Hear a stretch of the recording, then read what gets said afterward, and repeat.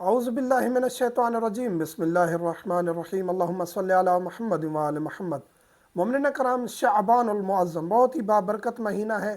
اس میں ایک دو چھوٹے سے عمل ہیں جن کو ضرور کرنا چاہیے، باقی بھی کافی اعمال ہیں، اور بارہا ہم کہتے رہتے ہیں کہ مفاتیح الجنان اعمال کی، دعاؤں کی، زیارات کی کتاب ہے، یہ اپنے پاس رکھنی چاہیے، ہر گھر میں ہونی چاہیے، اس میں اعمال دیکھ کے کرنے چاہیے۔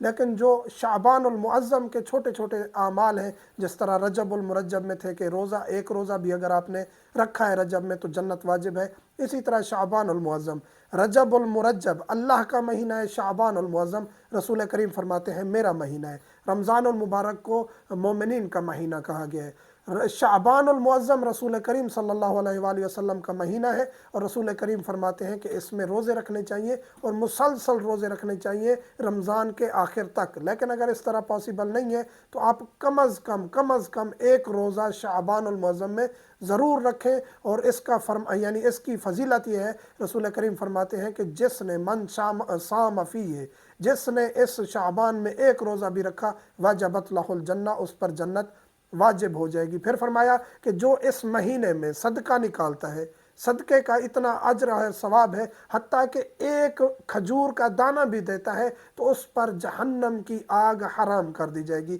یعنی انسان کی استطاعت اتنی ہے کہ وہ تھوڑے سے تھوڑا صدقہ دے سکتا ہے تو اس کو تھوڑا دینا چاہیے۔ انسان کی استطاعت زیادہ ہے، اپنے اندر اپنے گریبان میں جھانکنا چاہیے کہ میری استطاعت کتنی ہے، اللہ نے مجھے کتنا نوازا ہے، تو اس کے مطابق یتیموں، غریبوں، فقیروں، ہمسایوں کا خیال رکھنا چاہیے۔ تو خداوند کریم ہمیں توفیق دے کہ شعبان المعظم میں بھی اجر کما سکیں، اور رمضان المبارک کی ساعتوں کو، برکتوں کو بھی سمیٹ سکیں۔ والحمدللہ۔